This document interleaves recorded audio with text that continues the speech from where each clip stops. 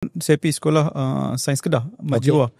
Senior saya tu Sanusi, MB Kedah. Saya masuk, dia keluar. Pasal dalam buku dia tulis pasal dia nakai pasal kesusahan hidup. Bagaimana kesusahan tu kadang-kadang menyekat kemajuan seseorang tu lah. Kat Mat Jiwa pun saya ingat saya susah, lagi ramai lagi susah. Kena admit kita ada isu kemiskinan. Jangan kata kita dah noktahkan.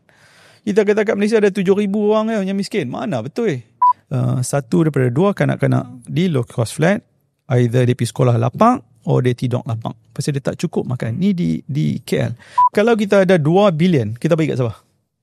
Orang susah. Kita susah. Ni dapat duit RM100, saya dapat duit RM100. Pasal dapat.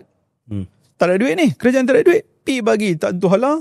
Bagi tahun lepas, tahun depan pun nak. Tahun depan nak bagi 2.2 bilion. Duit yang kita tak ada. Tapi itu masalah dia, Doktor. Because kalau bagi orang politik ni, dia soal ekonomi nombor 2. Dia merasakan soal politik tu yang menjadi utama. Daripada 100 orang yang tanya, hanya satu kata anak dia boleh naik all the way up. Majority kata dia akan B20 ataupun habis kuat dia pergi B40. Dia tahu anak dia tak akan maju. Ini satu kesedihan. Saya maaf nak kata, macam mana orang nak percaya bila kita cakap pasal sakau, pasal corruption, bila salah seorang pemimpin tertinggi kerajaan ada 47 kes.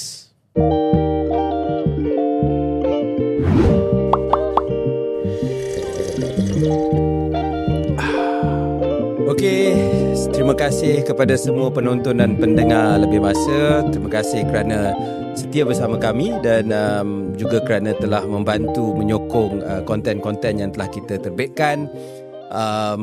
Dan saya berharap lebih ramai lagi yang menonton, sebab yang menonton kita boleh kata agak baik. Cuma cuba langgan ataupun subscribe Lebih Masa, sama ada di YouTube, di Spotify maupun di Apple Podcast.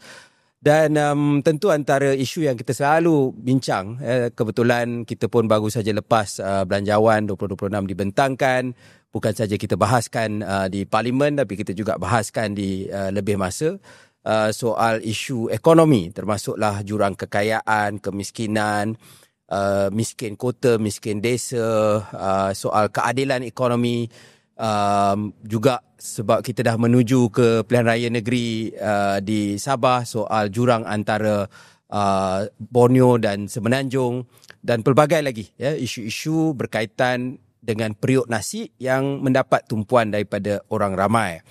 Dan kali ini kita di Lebih Masa kita memanggil seorang pakar ekonomi yang mungkin ramai tahu, ramai pernah membaca bukunya ataupun mendengar analisanya di media dan sebagainya. Jadi saya ingin mengucapkan selamat datang ke Dr. Muhammad Abdul Khalid ke Lebih Masa. Welcome Dr. ke Lebih Masa. Terima kasih jemput. Dan mungkin sebelum kita biasalah Doktor, before kita masuk ke isu fokus, kita akan kenali dulu kita punya tetamu kita.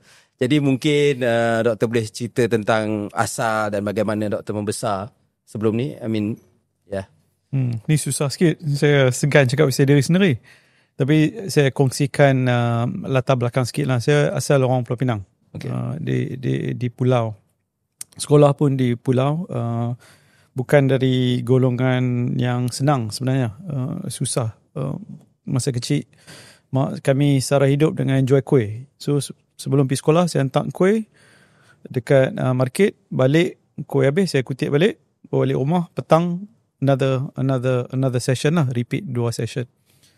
Alhamdulillah persekitaran yang baik, kampung yang baik di Tentok Kong tu, dapat result elok sikit, dapat masuk boarding school. Lepas tu result elok sikit, dapat sambung belajar lah. So bagi saya tapi masa tu saya tak tahu yang saya susah. Saya dalam kampung semua susah. So you wouldn't know macam mana. Tak ada perbandingan macam orang relatif. But saya rasa saya bertuah kerana ada peluang yang diberikan untuk upward mobility.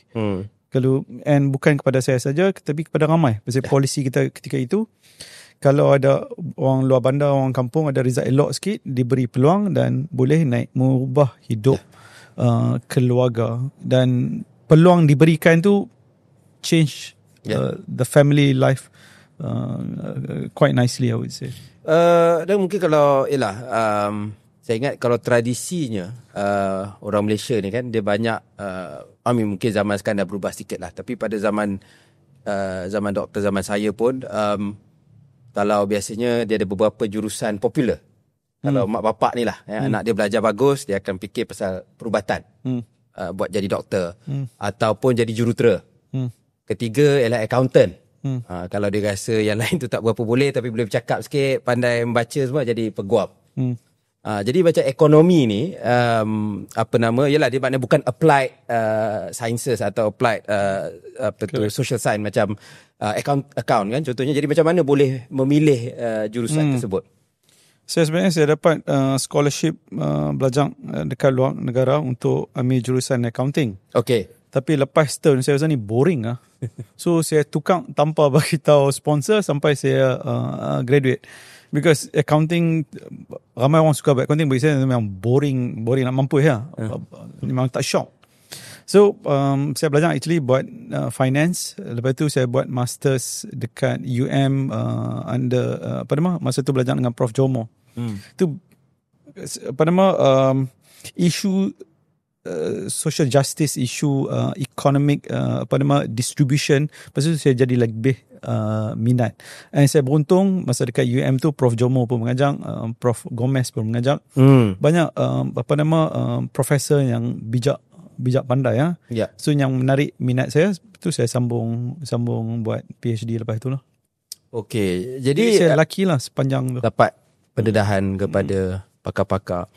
Dan yalah macam Prof Jomo, Prof Gomez, mereka ni mengajar di luar negara dan berkhidmat di PBB dan sebagainya. Tapi yalah maksudnya tadi doktor ada kongsi sikit tentang mobility sosial. Dan saya ingat mungkin generasi saya sedikit dan juga mungkin generasi atas pada saya sikit ketika permulaan dasar ekonomi baru. Tahun 70-an, 80-an. Waktu tu memang kita tengok perubahan yang sangat ketara. Dan inilah menjadi orang kata tulang belakang kelas menengah. Terutamanya masyarakat Bumiputera tapi juga mungkin masyarakat Malaysia yang lain. Cuma yalah, selain daripada pendekatan tadi disebut, dah bagi clue lah Prof Jomo, Prof Gomez dan sebagainya. Yalah waktu tu mungkin dia ada pertembungan antara orang kata conventional economics yang tentang lebih pada angka, lebih kepada menjana kekayaan, berbanding dengan yang ada aspek manusiawi ataupun soal kepentingan sosial, mobility sosial dan sebagainya. Jadi bagaimana, apa yang membentuk selain daripada pengalaman doktor sendiri, you mention yang asal usul sebagainya, tapi bagaimana lagi yang membentuk perspektif or your worldview dalam soal ekonomi ni? Bukan hanya kepada latar belakang masa sekolah rendah, tapi masa sekolah menengah pun saya pergi sekolah Sains Kedah, Mat Jiwa. Senior saya tu Sanusi, MB Kedah. Saya masuk, dia keluar. Pasal dalam buku dia tulis pasal dia nakai pasal kesusahan hidup. Dia tulis buku seronok baca. Kalau yang orang belum baca, boleh baca buku tu, memang very interesting. Bagaimana kesusahan tu kadang-kadang menyekat kemajuan seseorang tu lah. Dan berlaku pada ramai orang. So dekat Mat Jiwa pun saya ingat saya susah, ramai lagi susah. But they've done, bukanlah hanya lagi susah, tapi lagi ramai yang lagi pandai. Ingat kita dah champion dah dekat kampung, masuk sekolah ni lagi susah, lagi ramai pandai. The environment, the competitive environment makes you wants to do better. So environment tu penting. Bila bergaul dengan banyak orang susah tapi budak-budak ni pandai, tak tahu saya bila kecil pun mak saya suruh buat benda yang elok, buat jadi budak baik lah. Kawan-kawan kat sekolah pun, kat Mat Jiwa pun banyak orang yang baik. And bila saya mengaji dekat universiti, lepas tu saya pergi dekat France, dekat continental Europe, issue of social justice ni memang penting daripada dulu. Dia lagi French Revolution contoh, Russian Revolution, then we come to Arab Spring. Banyak yang menekankan lebih kepada equality, opportunities, bukan hanya taksub kepada sesuatu kumpulan, tapi memastikan semua boleh berjaya. Saya rasa itu satu konsep yang amat penting. Yang kita pun, sejarah kita pun sama. Kita pun bergaduh racial riot. Lepas tu kita dasar ekonomi baru. Ramai kata dasar ni gagal. Tu tak betul tu. Macam zaman dulu sebelum dasar tu start, berapa ramai orang Melayu yang masuk universiti. Pada setiap, masa tu universiti satu lah, Universiti Melayu. Setiap 100 pelajar Cina ada satu saja pelajar Melayu di golongan di bidang sains. Daripada semua doktor di Malaysia ketika itu, doktor Melayu 79. Campur Dr. Mahathir dengan Tun Siti tak ramai. Learning majority ramai. So membentuk macam tadi YB kata, membentuk golongan penengah yang ramai, itu adalah satu kejayaan besar dasar ekonomi baru, di mana YB pun adalah mendapat manfaat dan saya pun mendapat manfaat. Saya ingat macam ayah saya umur dia 95 lah. Dia junior Dr. Mahathir di UM Singapura.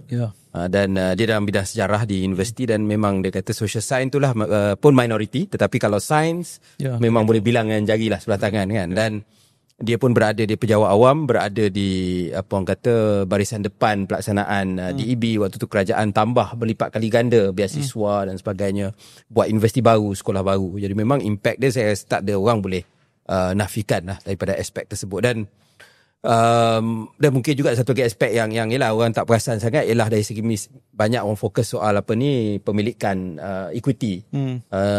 Sebenarnya banyak tu dimiliki oleh British dulu, bukan betul. Soal orang Malaysia pun, betul. Orang luar kan. Tapi anyway,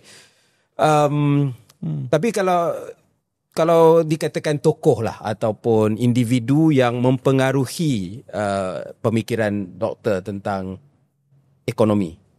Okay, you mention tadi Jomo dengan Gomez, adakah mereka ataupun ada lagi tokoh-tokoh lain yang sama ada directly mengajar di Malaysia atau di luar negara waktu doktor belajar, ataupun contemporary thinkers lah yang mempengaruhi pemikiran doktor tentang ekonomi? Ramai, Nick. Salah satunya Ungku Aziz. Manusia hebat yang kita patut sanjung, patut ingati. Ungku Aziz seorang Zabar juga. Walaupun dia bukan ahli ekonomi, tapi dia banyak menulis pasal isu kemiskinan. Bagi dia macam isu ketidakadilan. Isu dia kemiskinan bukan kemiskinan, saya suka dia tulis, bukan kemiskinan harta benda saja, tapi kemiskinan jiwa, yang tu bagi saya isu contribution yang paling tinggi. Zabar ni menarik dan patut kita beri lebih penghargaan kepada beliau.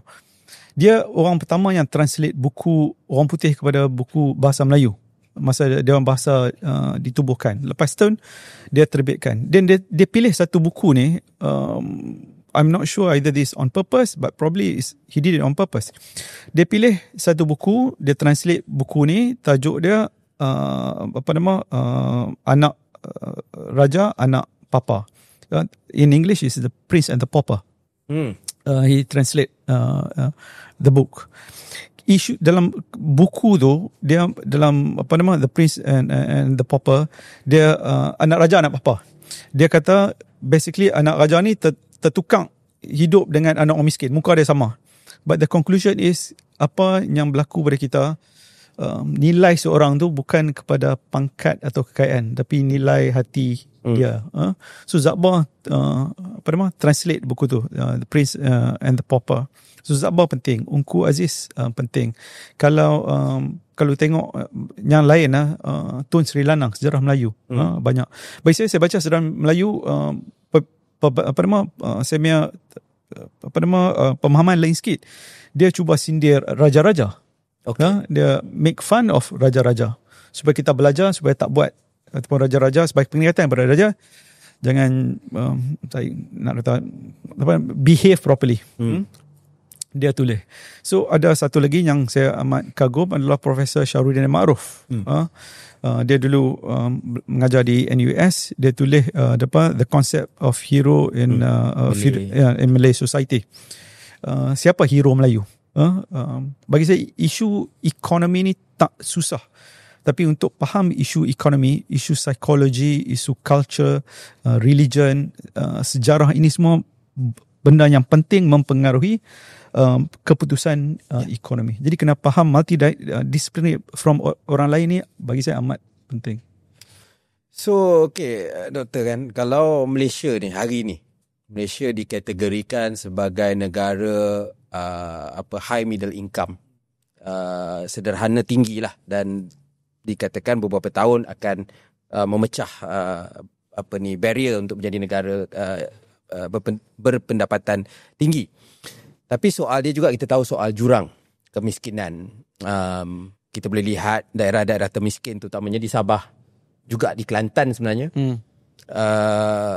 Tapi macam saya lah sebagai wakil rakyat di Kuala Lumpur, walaupun Kuala Lumpur pun saya tahu, kalau saya ingat Kuala Lumpur ni, kalau ambil Kuala Lumpur dah memang berpendapatan tinggi. Betul. Sebagai sebuah ekonomi. Betul. Tetapi soal miskin kota tu pun agak serius. Makna soal, saya ingat ada kajian dulu yang tentang tentang soal nutrisi, kan, yang tentang mereka yang tinggal di PPR dan sebagainya. Jadi di mana silap kita dalam soal kita membina pertumbuhan ekonomi ni, yang sehingga isu jurang kaya miskin ni sama ada di dalam Kuala Lumpur ataupun di kalangan wilayah dan sebagainya ni masih lagi merupakan satu cabaran yang besar. Mungkin masalah pokok dia adalah kita terlalu agung-agungkan objektif untuk menjadi negeri yang ataupun negara yang pendapatan tinggi, ataupun pertumbuhan ekonomi yang tinggi. Ini okey, pasal kita nak tengok kek ni besar ke kecil kan, jadi besar. Tapi siapa dapat kek ni lagi penting. Saya bagi contoh. 10 tahun kebelakangan ni, tolak time COVID, Indonesia economic growth higher than Malaysia. Makin tinggi. Daripada rakyat baru-baru ni, menteri pun sampai lari. Nepal the same thing. Menteri kewangan dia kena terajang masuk sungai. Kena terajang masuk sungai. Banyak.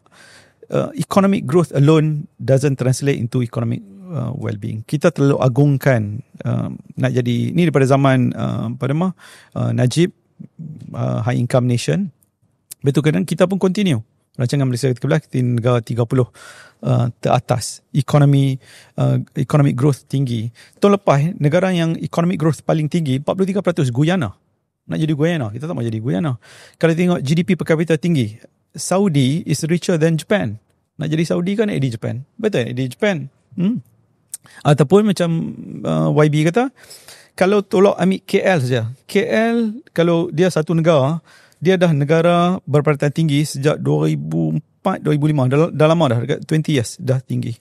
Baru-baru ni kami buat kajian UNICEF yang YB mention. Di low cost flat di KL, di mana kadar kemiskinan di KL sudah tak ada. Kosong. Kalau ikut kata Anwar Ibrahim, dah dinoktahkan lah. Dah tak ada. Di low cost flat, kadar kemiskinan 40% lebih. Satu daripada dua kanak-kanak di low cost flat di KL, ni kita bukan cakap di Togok di Sabah, bukan di Gua Musang, di KL. Satu daripada dua kanak-kanak di low cost flat, either dia pergi sekolah lapak atau dia tidur lapak. Pasal dia tak cukup makan. Ni di KL. Pasal kita ada tengok angka atas ya. Kita kena slice. Biar kita slice, kita kita ada problem. Contoh, kadar kemiskinan baru ni 2 minggu sudah dia buat keluar, Departemen Statistik buat keluar data, kadar kemiskinan di Malaysia turun 6.2 hingga 5.1%. Bagus ya. Tapi kalau kita slice, kat Sabah 18%. Di Kelantan 11%, di Sarawak, di Kedah 8%, di luar bandar 10%. Tinggi, when you slice it tinggi. Itu kita kata tak apalah. Berapa nama at least kadar miskin turun 6.2 hingga 5.1. Ni kita ambil kadar kemiskinan lah. So maksud dia siapa income below 2007 kira consider miskin. Kalau negara maju, dia tak ambil based on absolute poverty. Dia ambil daripada relative poverty. Maksud dia teknikal sikit, daripada half median income di Malaysia, median income 7,000. Isi rumah, penengah dia 7,000. Setengah pada situ 3,500.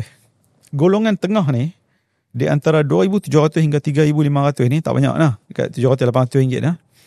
Ini adalah 16%. Bermaksud, beza dia 800 ringgit. Daripada 6% kadar kemiskinan biasa dan relative poverty 16%.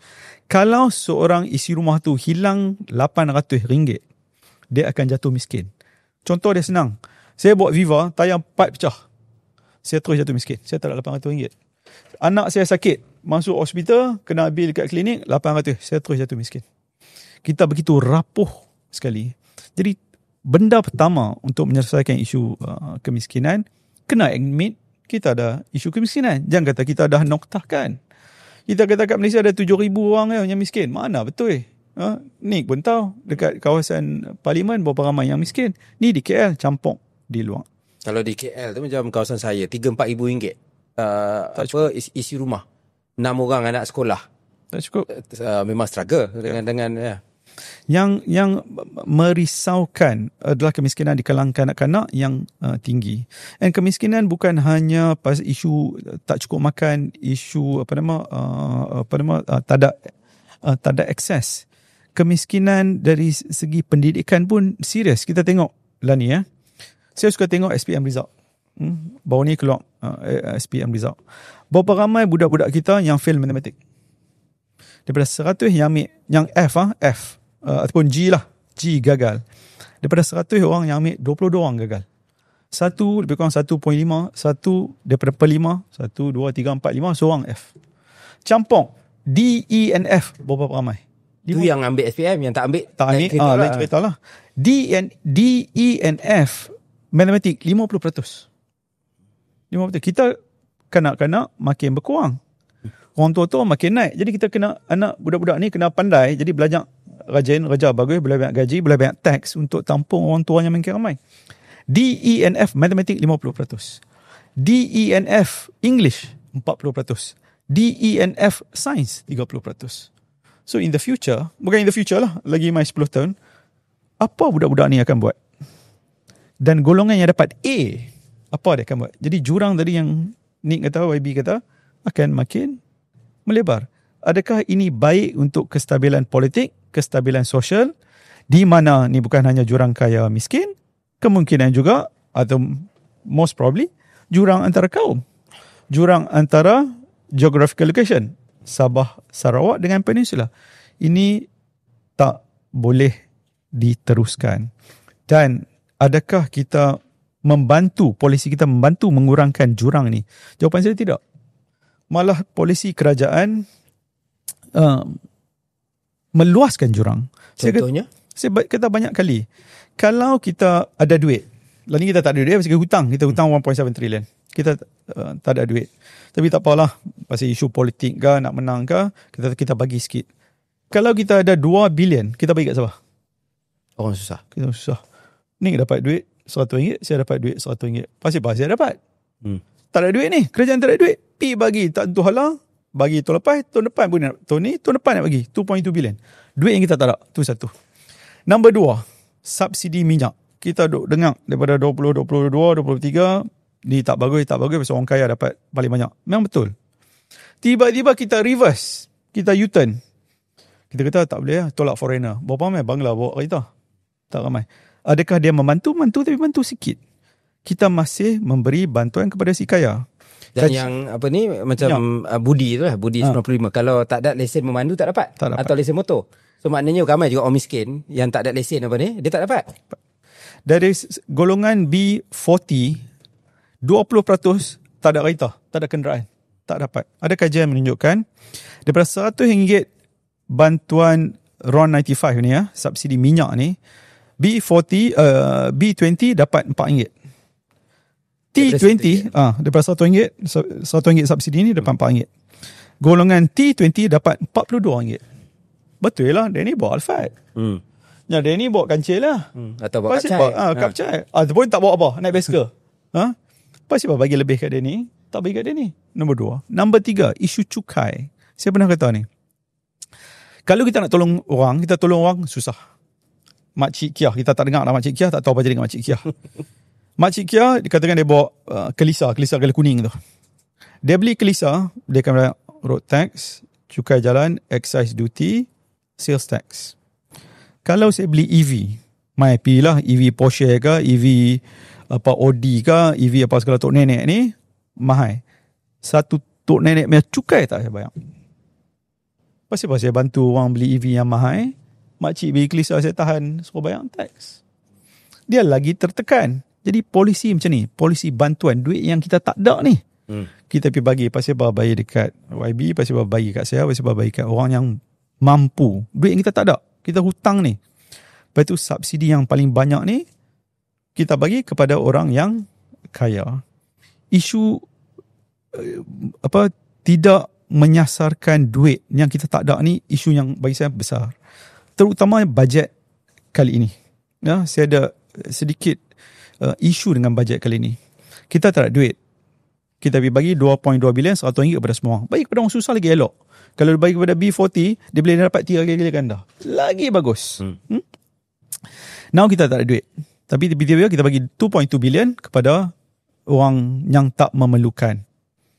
Lepas tu kita bagi subsidi minyak 11 bilion, majority dapat kepada orang kaya. Development expenditure kepada kesihatan. Development expenditure, kita hospital YB pun tahu, pada mana tadi Wong Chen pun main, dia pun tahu kawasan dia. Klinik kesihatan sesak. Pi Kelana Jaya memang sesak. Saya pergi 2 hari sudah, saya tengok kesian daripada kat situ.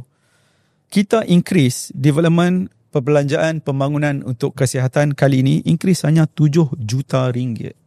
Mana boleh? Klinik RM7 7 juta ringgit peningkatan banding sahaja. dengan subsidi 11 bilion, pada 2.2 bilion bagi RM100 kepada semua orang. Kesihatan kita bagi increase development expenditure 7 juta. Pada masa yang sama pula, kita bagi subsidi gula lebih kurang 40 juta sebulan. Kita dah diabetik, kita gemuk. Jadi dasar undi Kelantan pun tak menang. Susah lah. Kedah pun susah.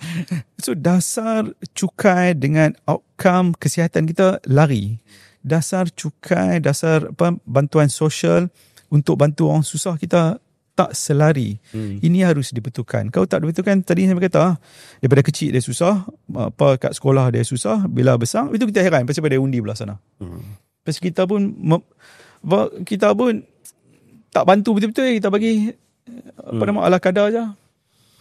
Oh, menarik tadi analisa oleh Dr. Muhammad Khalid. Dia seolah macam sambil kita letak plaster tapi dia luka-lukakan jugalah tangan kita ni. Tapi apa-apa pun kita akan kembali, kita akan pergi lebih mendalam tentang soal jurang ekonomi dan perubahan yang perlu untuk mendapat satu ekonomi yang lebih baik untuk semua. Jadi kita berehat sebentar di Lebih Masa.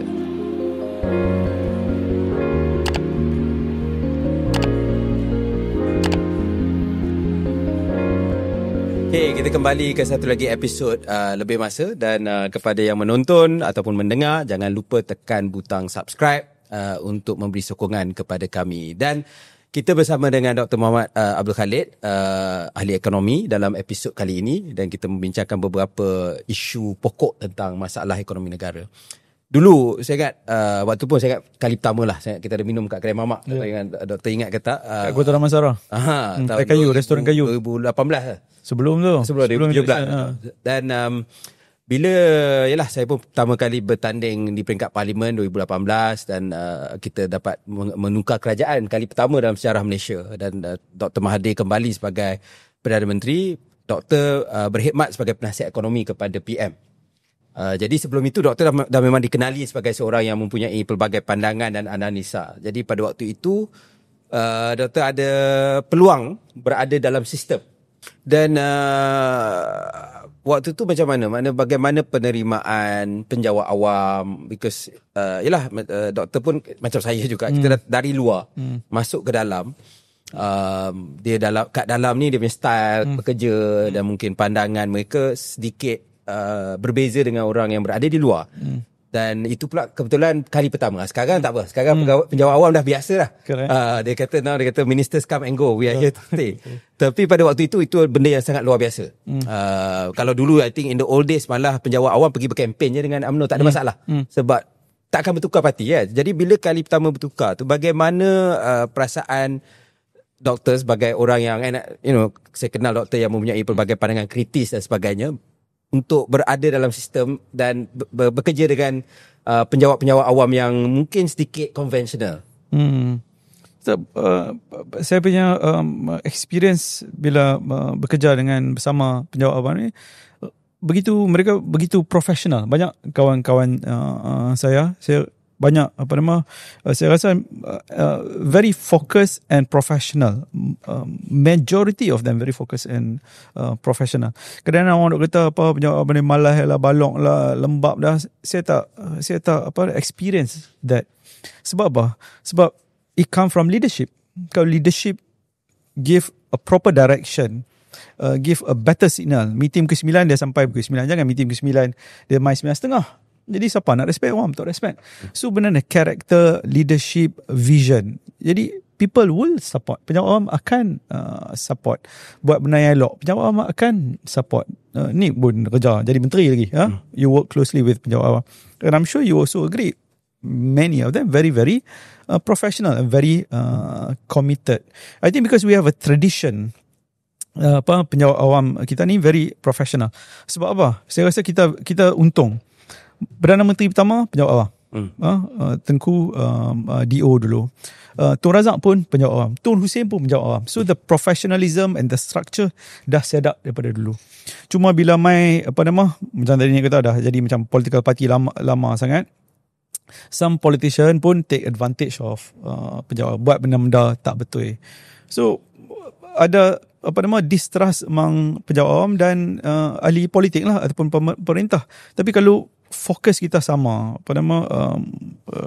leadership yang bagus, yang bukan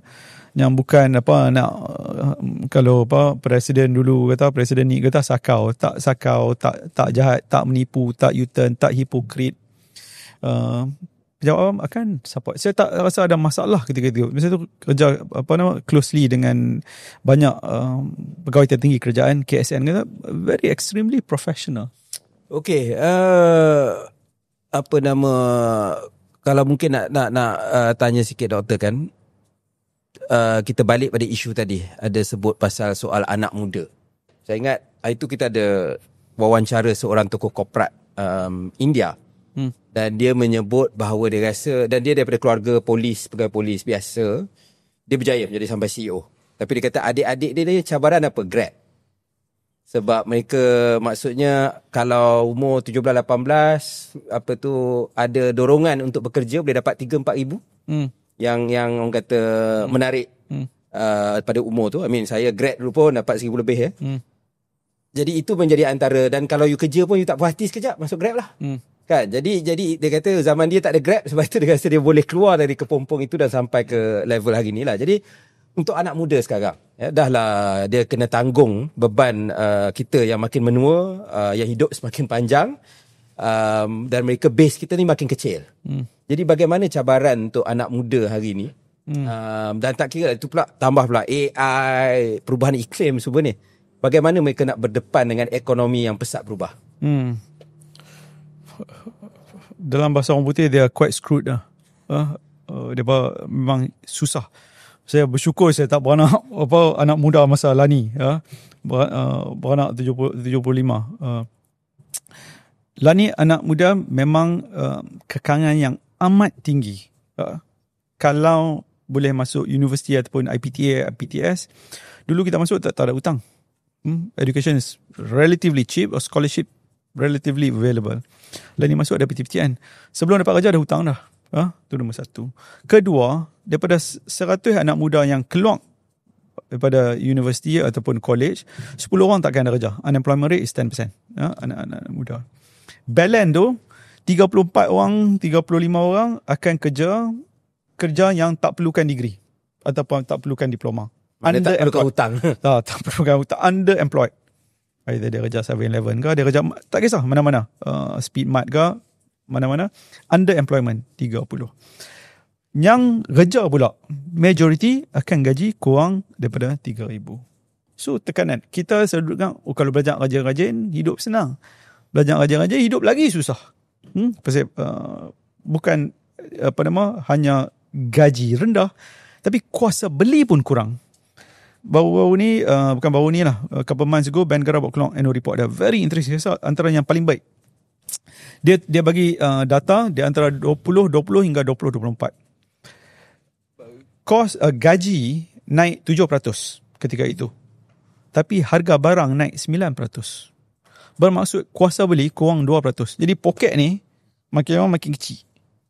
Macam mana dia buat tak marah? Lepas tu ada hutang pula tu. Ni tak kahwin lagi ni.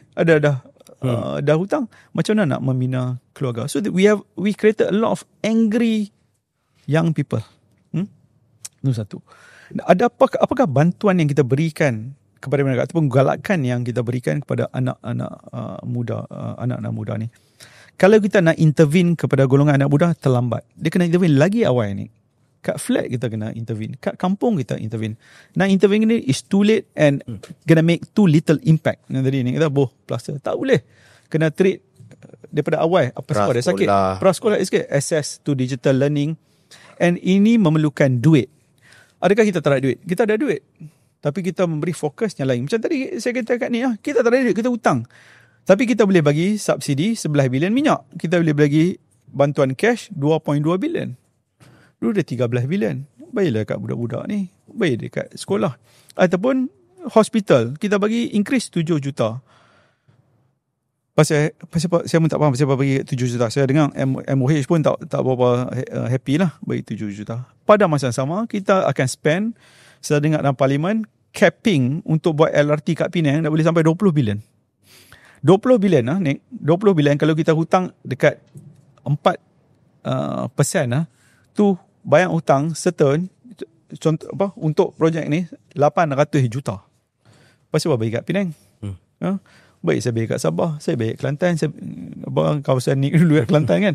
Baik Kedah, mereka lebih memerlukan. Ataupun saya memberi bantuan kepada orang yang lebih susah.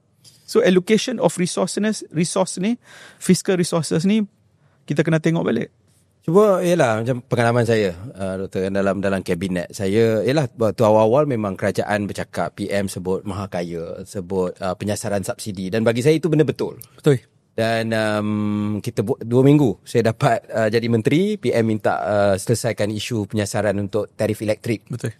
Kita mula semua-semua. Dan apa nama ni, bukan nak kata mudah, tetapi kita cuba lakukan, kita buat penerangan semua. Dan saya tahu petrol dia memang, kita tahu dia isu yang lebih besar dan sangat sensitif. Waktu di pembangkang dulu pun, bila mana kerajaan naikkan harga petrol ni, memang kita akan dapat lonjakan sokongan. Jadi ada waktu tu, saya ingat bila kita berbincang nak buat penyasaran subsidi petrol ni, ada menteri, saya tak namakan sesiapa lah, dia kata tunggulah kita menang 2 atau 3 pilihan raya umum, makna 10-15 tahun lagi baru kita buat. Kan? Jadi itulah maknanya dia ada ketakutan politik. Saya pun I'm not orang kata apa idealist ke apa. Saya tahu tahun ni terakhir yang kita boleh buat perubahan besar on subsidi. Tahun depan dah dekat sangat dengan pilihan raya, semua kita kena fokus kan. Tapi bila saya tengok dasar budi 95 tu, saya memang kecewa. Sebab saya rasa this is the biggest saving that we can do lah. Jadi tapi itu masalah dia, Doktor, because kalau bagi orang politik ni, dia soal ekonomi nombor 2. Dia merasakan soal politik tu yang menjadi utama. Jadi macam mana kita nak yakinkan orang-orang politik macam tu? Tapi it's a confusing policy. Satu confusing, satu U-turn. Macam tahun lepas punya bajet kita dengar mahakaya. Tiba-tiba tak ada dah. Mula nak tarik, betul tak tarik. People dah prepare, tak tarik. Pasal apa kita bagi tidak bersasar ni, foreigner tu make a small would not make big impact. Pasal apa kita bagi bersasar through tak bersasar pasal minyak. Pada masa bagi minyak, pada masa sama kita bagi cash juga. Pasal apa tak? Yang ni kita float slowly, bagi cash. Orang tahu nak buat duit apa. Sebab 2 sebab. Saya ada dengar baru-baru ni dekat BFM, salah seorang pegawai tertinggi kerajaan kata, pasal apa dia bagi macam ni? Dia bagi supaya orang boleh ingat. Bila tunjuk IC, orang ingat budi kerajaan.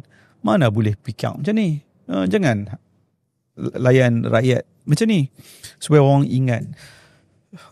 Yang rakyat tu bos, bukan you bos. Dia yang bos, dia yang banyak gaji pegawai kerajaan yang banyak gaji menteri. Kita kata tak boleh bagi cash. Kenapa tak boleh bagi cash? Takut dia beli rokok, takut dia judi. Ini salah. Ini adalah kenyataan apa kalau orang Melayu kata kurafat. Tak betul. Kami buat banyak kajian di kawasan orang miskin, di kawasan flat cost rendah. Kami follow dia. Ada kajian yang funded by UNICEF, we follow them. Mereka dapat cash. Dia buat apa? Dia buat untuk 2 benda ni, YB. Satu, dia beli barang dapur. Kedua, dia guna untuk anak-anak, pendidikan anak. Adakah ada abuse? Of course ada abuse. Adakah ini prevalent? Semua abuse? Tidak. Hanya segelintir yang abuse. Boleh katakan ni prejudice pada orang miskin. Kita akan ingat orang miskin tak pandai, tak erti jaga duit. Ini tak betul. Ini tidak dibuktikan oleh fakta langsung. Ini kurafat. tahyul. Kalau Dewan Mastika, dia muka depan pasal dia tahyul. Ni tak betul. Lagi senang kita bagi cash. Because Nick tak tahu apa yang Makcik Kiah tu mau. Dia yang tahu. Bagi dia cash, biar dia yang decide apa yang... Kau tak naikkan gaji lah.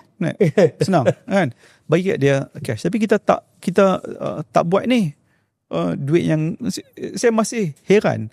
Pasal apa saya dapat, YB dapat billionaire Vincent Tan ke, Syed Mokhtar ke, ataupun Anwar Ibrahim dapat RM100. Pasal apa? Tak boleh, kita tak ada duit, kita hutang. Saya tak register lah. Jadi saya harap benda tu masuk balik dalam sistem lah kan. Tapi yelah, that should not be the way. Betul. Jangan bagi balik dalam sistem ni, YB. Tanya kumpul-kumpul macam salah satu syarikat insurans yang saya ada hubungan. Kami ada support few NGO, orang susah. Kami tanya apa mereka mahu. Lepas tu kami kumpul ni, beli bagi kat mereka. Daripada duit tu. Kalau bagi balik kerajaan, dia bagi Mamat ni bawa Alphard, dia untung. Kan? Okey. Menarik. Boleh saya nanti kita gunakan. Kena pakai guna. Betul. Guna. Okey. Duit ni tu. Bukan duit ni. Okey, balik kan pasal balik pada isu pendidikan. Okey. Betul, I mean on one hand kita tengok jurang pendidikan kita pun dah makin mencabar. Bukan hanya di peringkat universiti satu, tapi di peringkat rendah pun ataupun peringkat satu prasekolah. Ya. Banyak terpaksa bergantung kepada pendidikan swasta. Kalau prasekolah itu okey, so kerajaan ada cadangan, fine. Di peringkat sekolah rendah, sekolah menengah, selain daripada sekolah agama, sekolah Cina, sekolah Tamil, sekarang di bandar-bandar, di kalangan elit dah makin ramai pergi sekolah swasta ataupun sekolah antarabangsa. Dan soal macam mana kalau maknanya kalau doktor lahir sekarang kan maknanya dah terpisah ni yang family yang orang kata mungkin orang kaya atau T20 dan sebagainya ataupun maybe M20 atas, mereka dah dapat peluang untuk yang terbaik. Yang lain berada dalam sistem kerajaan dan kemudian masuk pula universiti lah. Jadi tapi pada masa sama alasan kerajaan ialah okey lah, kita boleh jimat sikit lah penyasaran semua, tapi berapa sangat yang dia boleh jimat supaya dapat repair sistem dan memastikan bagaimana kejayaan kita sebelum ni, pelaburan dalam pendidikan yang menjadikan mobility sosial tu saya ingat dalam satu generasi tu hampir 50-60% orang akan kata kalau tak ayah, nenek saya orang susah. Ya, kan? Tapi sekarang benda tu dah makin susah untuk berlaku. Jadi, how? Betul. Duit tak ada. Okey lah, jimat sikit subsidi semua kalau dia ikut nasihat doktor. But how else can the government maneuver dalam keadaan ini? No, isu duit bukan duit tak ada. Duit ada. Kita tak allocate dengan betul. Itu nombor satu. Kedua, kita hutang. Hutang is good. Kalau hutang buat sekolah, hutang buat hospital, tu bagus. Ini bukan perbelanjaan, ini adalah pelaburan masa depan. Ini bagus. Tapi kalau nak pergi berhutang sampai 20 bilion nak buat Penang LRT, sebelum ni plan private estate. Buat LRT, kau bagi pulau 3 bawah kat situ. Pulau Silikon ni. Lepas tu tiba-tiba kerajaan mereka kata tak apa, aku sponsor sampai maksimum 20 bilion. Pasal apa? Membazir. At 4% that's 800 million. Macam tadi saya kata. Bajet Kedah baru apa? 1.1, 1.2. Seluruh Kedah 1.1, 1.2. 800 satu pergi kat Penang. Mana adil? Tak adil lah. So bukan isu duit. Bukan isu perbelanjaan. Ini adalah investment. And number 3, kalau kita tak address, untuk address macam tadi kata, first step to address any problem, we must admit we have a problem. Kalau kita lah ni nak GDP dah 4.5 5% naik, kita akan jadi negara 30, ni tak menyelesaikan masalah. Kita kena admit kita ada problem. Kalau tidak, jurang antara kaya dan miskin akan melebar. Kami ada buat kajian, saya dengan Dr. Zuhair, we publish this paper di antara 2016 hingga 2022. Income share daripada ekonomi, kata ekonomi naik RM1 lah.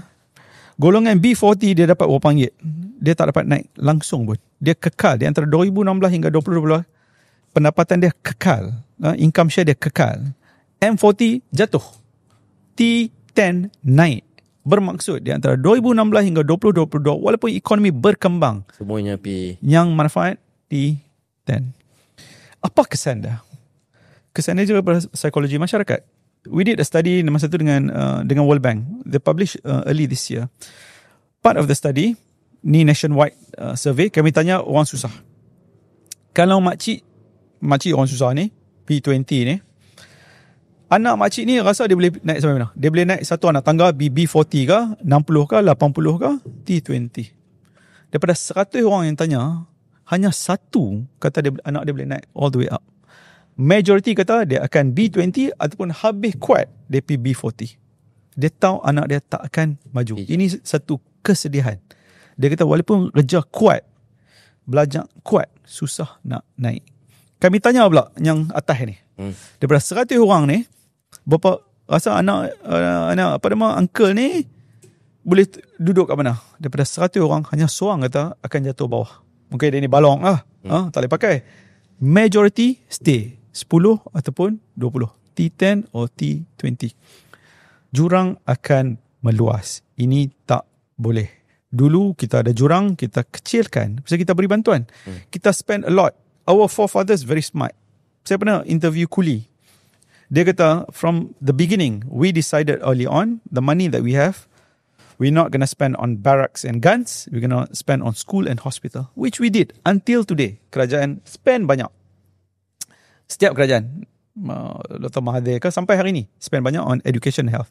Tapi lian ni banyak on operating expenditure, bukan on development. Lebih banyak sekolah, lebih banyak university, lebih banyak hospital. Jadi isu berebut ni nanti akan jadi konsisten. Baru ni kita dengar budak Edward, budak Bukit Bertajam, tak boleh masuk Universiti Melaya kan. Walaupun saya pun ingat dia champion lah, 99.9. Rupanya lagi ramai champion daripada dia. Tapi dia dapat result yang amat baik, tapi tak boleh pergi pasal tempat tak cukup. Tempat yang subsidize tak cukup. Kena bayar. Tempat yang banyak pula. Siapa boleh bayar? Golongan T10 ni boleh bayar. Walaupun result dia tak nyawa-nyawa ikan lah dia dapat. Jadi polisi kita akan melebarkan. Kalau kita tengok sejarah, bila jurang besar, ini tidak baik. Tak payah tengok jauh. Tengok Indonesia baru-baru ni. Marah. Tengok kita 1971, marah. Tengok Arab Spring, dia bakang diri dia. Jurang pasal dia university graduate budak tu, Abdul Aziz. Tak ada harapan. Tak ada harapan. Jurang ni harus dikecilkan pasal jurang makin naik. Dan rancangan Malaysia ke-13, kita punya target untuk jurang bukan keadaan negara yang adil. Target kita untuk mengurangkan jurang menjelang 2030 adalah pada tahap negara yang tidak adil. We not ambitious enough. Kita patut rendah. Dan ini semua bergantung. Saya cakap panjang kot. Boleh sambung kah? Boleh. Sila. Ini semua bergantung kepada keyakinan pelabur dan rakyat terhadap kepimpinan. Kita tengok negara-negara yang adil dan maju. Cukai dia tinggi. But the rate of avoidance, orang yang lari tak banyak cukai, antara terendah di dunia. Nordic countries. Daripada 100 gaji katakan RM53 hilang. P banyak tax. Tapi orang tak lari. Pasal orang tak lari? Dia keluar rumah, public transport bagus. Dia sekolah sakit, bagus. Hospital bagus. Sekolah bagus. Bini dia beranak 2 tahun, taking care. Dia boleh ambil setahun, taking care of the children. Duit dia boleh nampak. Duit dia ni P mana? Kita SST collection for the past 3 years SST collection increase by 33%. Kita dapat apa? Berapa ringgit saya dapat? Kita dapat SARA. Dapat SARA lah. Actually subsidi kita reduce 15 billion, right? 15 billion. SST increase I think about this year about 6 or 8. Lepas tu campur personal income tax, gedebuk rumah semua sekali, kita government increase 28 billion. Daripada cukai SST, cukai persendirian, campur subsidi rumah 28.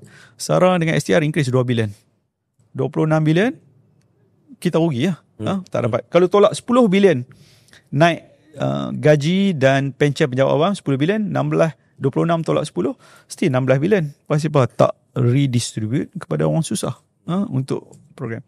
Jadi kalau jurang tak kurang, susah. Pasal negara-negara ni boleh maju, boleh adil, orang bayar cukai. Pasal orang tak sapu duit. Kepimpinan yang baik, bayar cukai, kita tahu cukai tu pergi mana. Tapi kalau polisi kita, kita kutip cukai, tapi kita bagi cukai kepada orang kaya. Ataupun kita ambil cukai, kita tak urus, tak bagus. Saya maaf nak kata, macam mana orang nak percaya bila kita cakap pasal sakau, pasal corruption, bila salah seorang pemimpin tertinggi kerajaan ada 47 kes. Pemimpin penguasa ada kes yang dulu kerajaan kata nak pergi tangkap dah. So keyakinan terhadap kepimpinan ni amat penting. Confidence ni penting. Kena yakin. Kalau kita tak yakin kepada pemimpin 47 kes ke apa cakap tak serupa bikin, negara tidak akan maju. Cukai orang lagi banyak, cukai tak apa akan lagi marah. Ini tidak bagus untuk negara.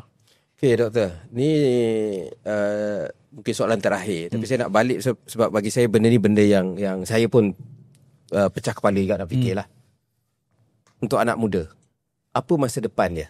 Kan? Sekarang benda yang setengah tak payah cakap lah. Saya pun kadang-kadang saya buat caption media sosial saya. Kadang-kadang dulu ada staff buat. Sekarang saya pun boleh key in dekat ChatGPT dah dapat dah. Kan? Apa nama ni, automation pun dah makin banyak. Jadi apa masa depan untuk anak-anak muda ni? Lepas tu nak bercakap tentang pekerjaan berkualiti yang mana bilangan kerja ni semakin berkurangan. Jadi tak payah naik gaji satu hal, kerja tu pun dah, the job itself is not there. So bagaimana nak masa depan untuk mereka? In fact Grab pun is not guaranteed ke lepas ni dah automation. Apa tu saya kat Singapura pun dia tak galakkan, satu sebab drain on dia punya apa tu workforce, tapi juga because then you can focus on automation. What's the future? Nak bagi harapan sikit lah. I tahu doktor kata syukur tak lahir pada sebagai anak muda sekarang. Saya rasa saya try to be optimistic, but at the same time I think it's important to be realistic. Susah kepada masa depan anak-anak muda sekarang. Tapi adakah ini boleh berubah? Ini boleh berubah. Apa yang perlukan? Satu, kita harus kena lebih berani. Berani dalam bidang apa? Pertama, jangan kita jadi feudal.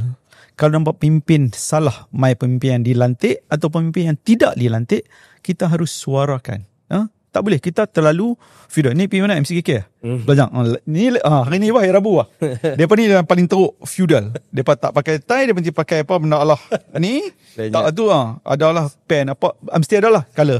Tu paling tak ada, saya tak ada. Tak ada hari ni bagus. Depa tu manusia yang paling feudal di dunia lah, saya rasa, bukan di Malaysia, di dunia.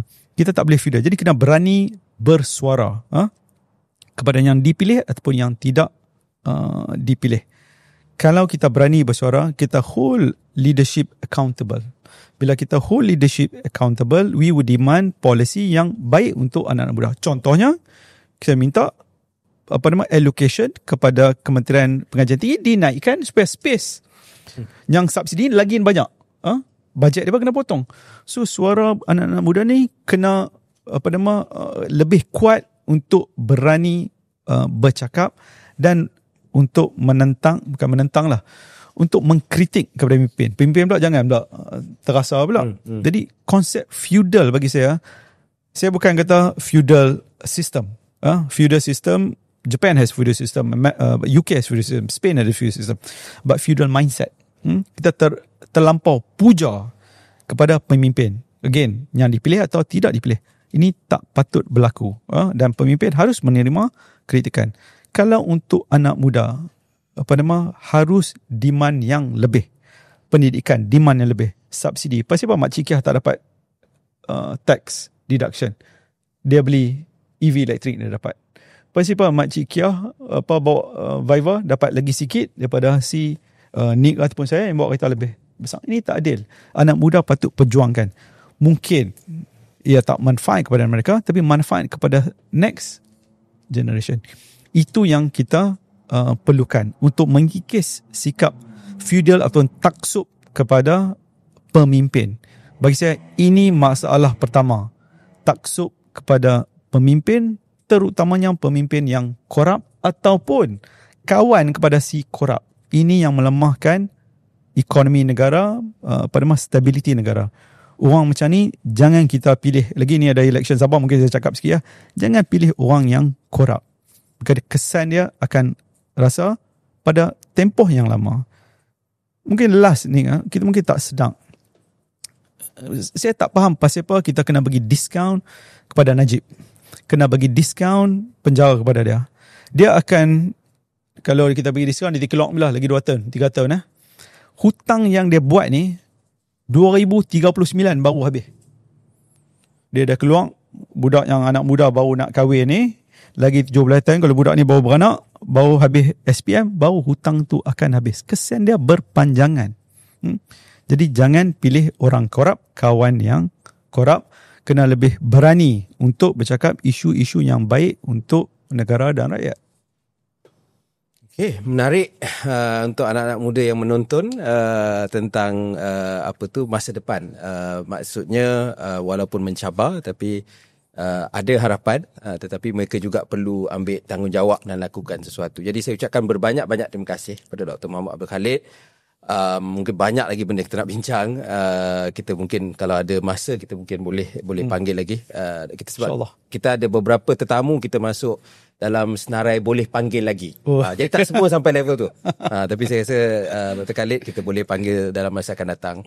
Dan kepada semua yang menonton lebih masa, saya ingat perbincangan hari ini sangat mendalam tentang soal ekonomi dan soal jurang kaya dan miskin. Dan kadang-kadang kita tak nampak bila kita berseronok dapat SARA, seronok dapat subsidi, kita tak faham tentang kesan yang lebih besar kepada masyarakat dan bagaimana ia sebenarnya memberi manfaat lebih kepada mereka yang kaya berbanding dengan mereka yang memerlukan. Jadi terima kasih kerana sudi menonton dan juga mendengar lebih masa, sama ada di YouTube ataupun di Apple Podcast dan juga di Spotify.